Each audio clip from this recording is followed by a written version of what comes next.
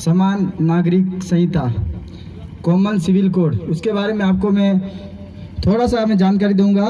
जो हमारे यहाँ अभी ज़मीन को छीनने के लिए यूआईटी लागू की है, उसी तरह उस चीज़ को आसान करने के लिए इन्होंने कॉमन सिविल कोड लागू किया है।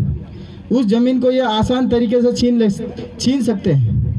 जैसे हमारे आदिवासियों का प्रावधान है कि आदिवासी की ज़मीन आदिवासी ही खरीद सकता है, गैर आदिवासी नहीं कर सकता है। तो अभी कॉमन सिविल कोड लागू करके आदिवासी की ज़मीन गैर आदिवासी खरीद सकता है, ऐसा प्रावधान ये लागू करवाना चाह रहे हैं, जिससे हमारे आसपास जो शहरी एरिया है उसके आसपास की ज़मीन को गैर आदिवासी आसानी से आवाप्त करने की कोशिश की जा रही है। ये बहुत बड़ी साजिश रची जा रही है।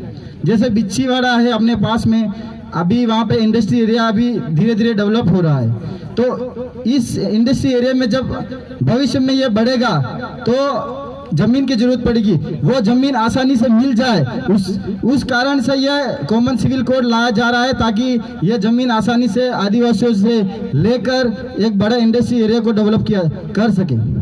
अभी यूआईटी उदयपुर के आसपास जो है उसमें यूआईटी आ गई है, उसकी वजह उसी तरह से हमने बिच्छीवाड़ा में ज़मीन ले लेंगे। उसी तरह अन्य जो ग्राम पंचायत वगैरह है जहाँ पे इंडस्ट्री सेटअप कर सकते हैं, मार्बल सेटअप कर सकते हैं, माइंस लगा सकते हैं, उन सारे आसपास की ज़मीनों को आवाप्त करने के लिए एक बहुत बड़ा षड्यंत्र है। आप सभी इस चीज़ को बहुत गहराई से इसको अध्ययन करने की ज़रूरत है। घर घर इस बात को अपन को पहुंचाने की ज़रूरत है कि ये कॉमन सिविल कोड कितना खतरनाक है।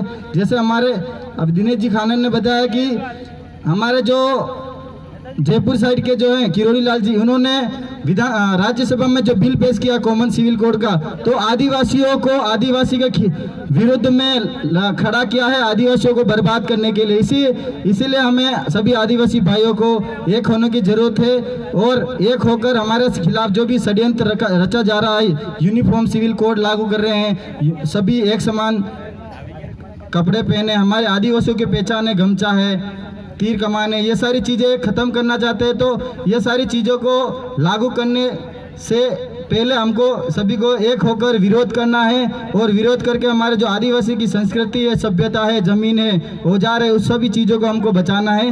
ज़्यादा नहीं बोल के, इतनी बात बोल के मेरी बात समाप्त करता हूँ। जय जोहार, जय आदिवासी, जय भू प्रदेश।